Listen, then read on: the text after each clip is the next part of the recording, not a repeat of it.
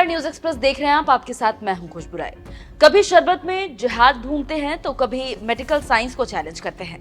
अपने ऊल जुलूल दावों से कोर्ट से बार बार फटकार भी सुनते हैं, फिर भी बाज नहीं आते।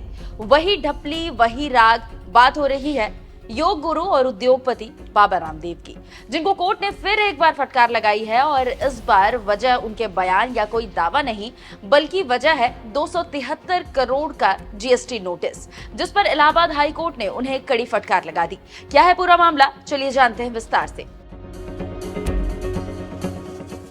हाल ही में बाबा रामदेव की रूह अफ़ज़ा पर की गई टिप्पणी विवादों में रही। दिल्ली हाई कोर्ट ने तो बाबा रामदेव पर ये तक कह दिया था कि वो किसी के वश में नहीं है। अब एक बार फिर कोर्ट ने रामदेव पर सख्त रुख अपनाया है।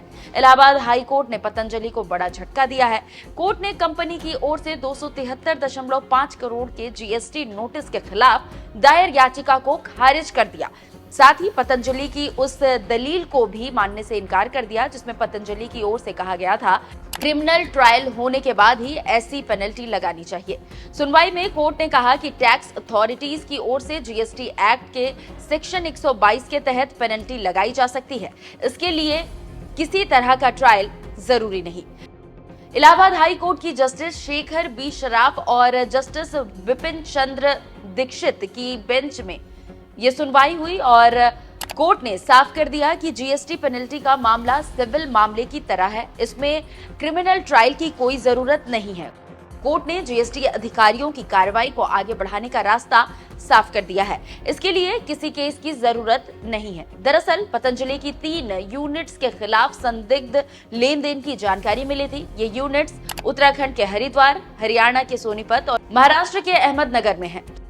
यहाँ पाया गया कि इनपुट टैक्स क्रेडिट की उपयोगिता तो ज्यादा थी, लेकिन इसका कोई आयकर दस्तावेज नहीं था। पतंजलि कंपनी को जीएसटी विभाग की ओर से कारण बताओ नोटिस भेजा गया था।